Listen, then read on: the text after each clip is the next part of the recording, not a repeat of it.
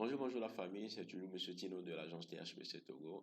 Voilà, donc comme promis, j'avais promis de vous faire une vidéo pour vous éclaircir un peu sur le programme pilote et pour les étudiants dans les communautés francophones en situation minoritaire. Ça, c'est pour les Africains qui veulent aller étudier au Canada, mais pas au Québec. L'État veut les accompagner dans leur procédure d'études et puis leur donner aussi la résidence permanente. Et voilà, donc nous allons essayer de parler de ce programme qui est super intéressant et que je pense que tous ceux qui ont le bac doivent en fait participer. Et c'est à moindre coût aussi. Donc, nous allons entrer voir les exigences. Donc, premier point, on dit programme pilote pour les étudiants dans les communautés francophones en situation minoritaire. Donc, du coup, on dit, vous pourrez être admissible au programme pilote pour les étudiants dans les communautés francophones en situation minoritaire en fonction de votre citoyenneté, votre connaissance du français, l'endroit où vous choisissez de poursuivre vos études, votre désir de rester au Canada en tant que résident permanent après avoir terminé vos études et en tant que participant au programme pilote, vous aurez accès à des services d'établissement pendant toute la durée de vos études. Deuxième point, vous pourriez être admissible à la résidence permanente peu après la fin de vos études. Les frais pour participer à ce programme-là sont de 150 dollars canadiens, équivalent de 65 voire 70 000. Donc, le délai, bon, elle n'est pas déterminé, mais d'habitude, elle peut tourner au maximum en 2 mois. Voilà. Ce qui m'intéresse beaucoup, c'est le premier point. Qui peut présenter une demande? On dit, programme pilote, voilà, situation minoritaire. Qui peut présenter une demande? Les conditions d'admissibilité. Donc, pays de citoyenneté, exigence de votre programme, et voilà. Donc, du coup, les conditions d'admissibilité, elles sont là. Être citoyen d'un pays admissible. Donc, il y a certains pays qui ne sont pas admissibles, bien sûr. Il n'y a pas le Ghana, je pense qu'il y a certains pays qui ne sont pas. Les pays anglophones ne sont pas dedans. Voilà, donc du coup, il y a le Bénin, le Burkina Faso, Burundi, Côte d'Ivoire, Djibouti, Dominique, Égypte, et même il y a le Liban, l'Haïti, Madagascar, le Mali, le Maroc, la Mauricie. Moi, ce qui m'intéresse, c'est le Togo. On est admissible, on continue. Voilà, donc deuxième point.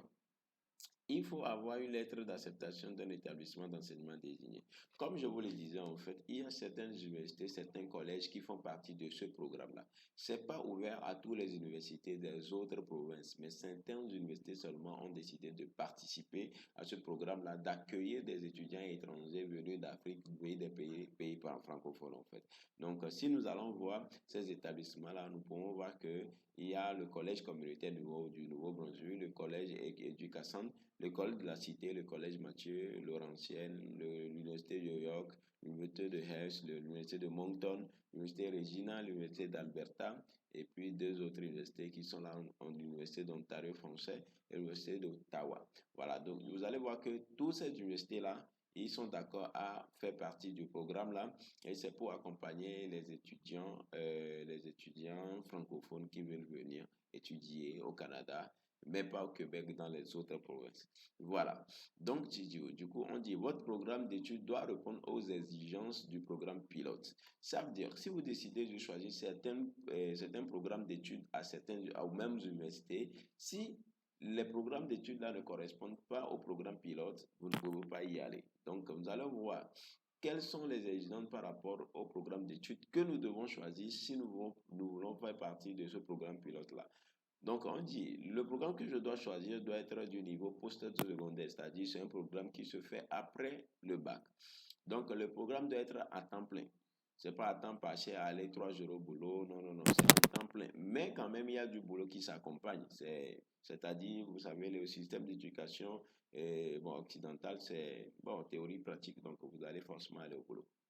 Donc, le programme doit être d'une durée minimum 2 ans ou plus. Voilà. Donc, le programme doit mener à l'obtention d'un grade, d'un diplôme. Le programme doit avoir le français comme la langue principale d'enseignement. C'est-à-dire plus de 50% des cours que vous aurez à faire dans ce programme d'études-là doivent comporter plus de 50% le français. Voilà, donc du coup, c'est les conditions premières. Nous allons continuer. C'est-à-dire avoir des ressources financières suffisantes. Là, je vais vous dire quelque chose. Si vous voulez aller plus rapidement avec moins de finances, je vous conseille de choisir le groupe E. Vous allez voir le groupe A. Il dit quoi?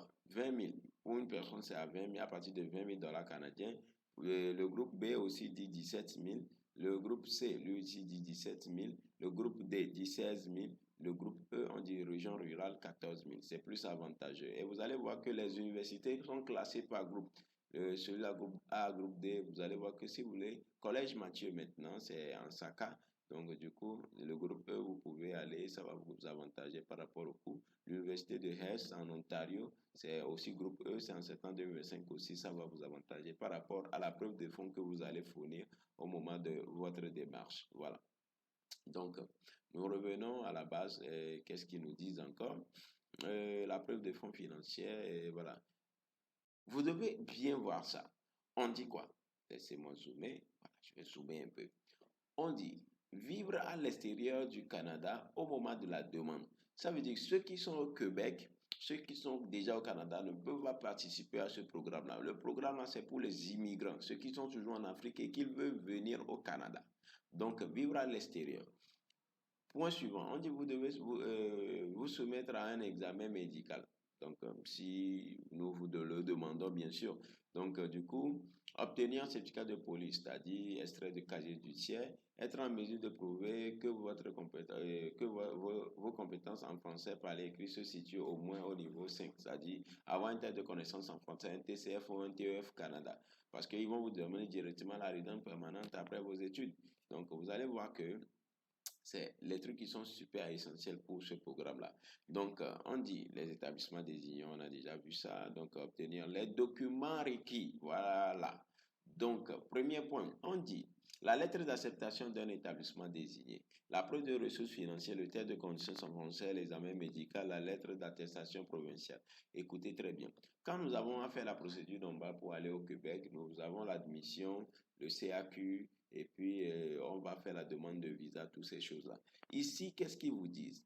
Quand vous faites la demande d'admission, vous n'avez pas besoin d'avoir le CAQ. Écoutez très bien, lettre d'attestation provinciale ou la lettre d'attestation territoriale. Vous devez savoir que pour le Canada, on a le CAQ, le certificat d'acceptation du Québec. Donc ici, pour les autres provinces, il y a la lettre d'attestation provinciale ou la lettre d'attestation territoriale. Mais pour ce programme particulièrement, vous n'avez pas besoin d'une lettre d'attestation provinciale ou d'une lettre d'attestation territoriale lorsque vous présentez une demande de permis d'études dans le cadre de ce programme pilote. Ça veut dire que ce programme-là, vous avez seulement fait quoi? Demande d'admission. Vous avez votre admission, vous présentez directement votre demande de permis.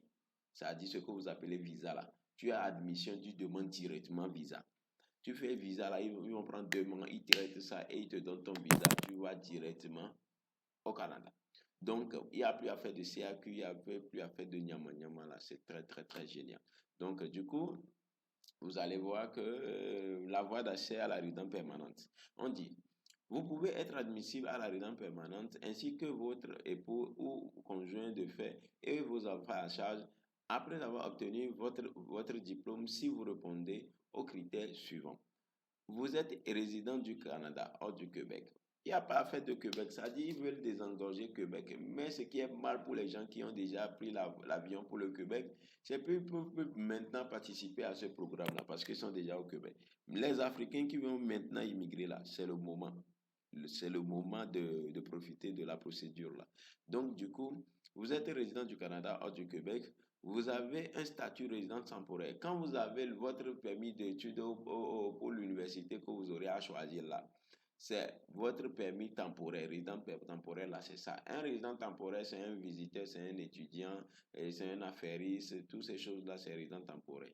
Donc, on dit vous avez obtenu un grand diplôme admissible pendant que vous participez au programme là. Ça veut dire que vous avez obtenu votre diplôme pour laquelle vous avez été inscrit à l'étude là. Donc, ça, c'est très important. En résumé, qu'est-ce que vous devez faire si vous voulez participer à ce programme là? Il faut